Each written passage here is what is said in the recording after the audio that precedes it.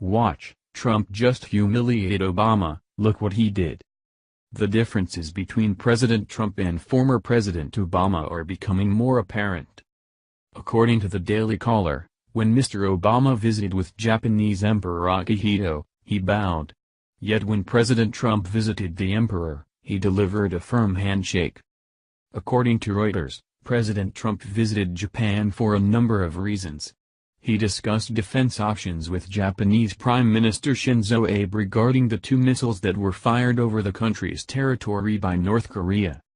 Apparently, a deal was struck for Japan to purchase the means to shoot down the missiles from the United States. According to President Trump, Abe, will shoot them out of the sky when he completes the purchase of lots of additional military equipment from the United States. The Prime Minister is going to be purchasing massive amounts of military equipment, as he should.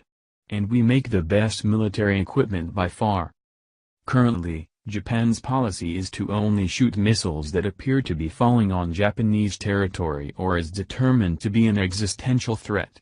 It's unclear if this policy will change in light of North Korean aggression. President Trump was also in Japan to discuss economics. In a public statement, President Trump said, "America is also committed to improving our economic relationship with Japan.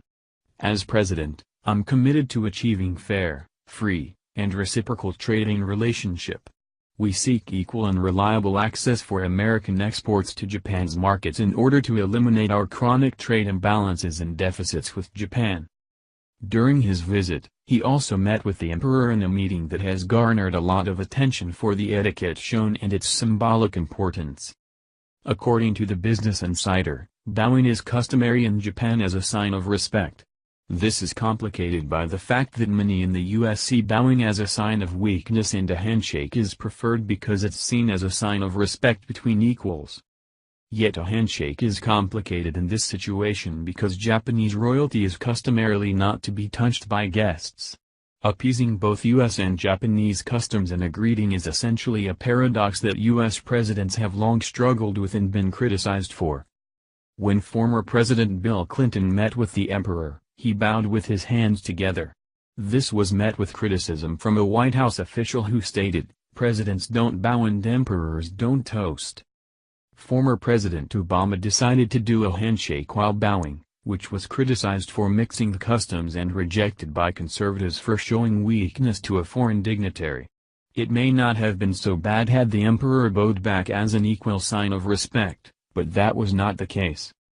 President Trump's handshake will no doubt be seen as disrespectful by those on the left given that he failed to customarily bow, while the right will see it as mutually respectful and a greeting of equals.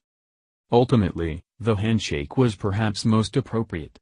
Given that international dealings and the mixing of cultures and customs are becoming more of a problem, the handshake is seen as the emerging customary greeting.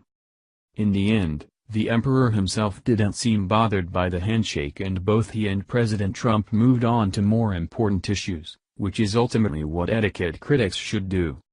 Thank you for watching this video. What do you think about this?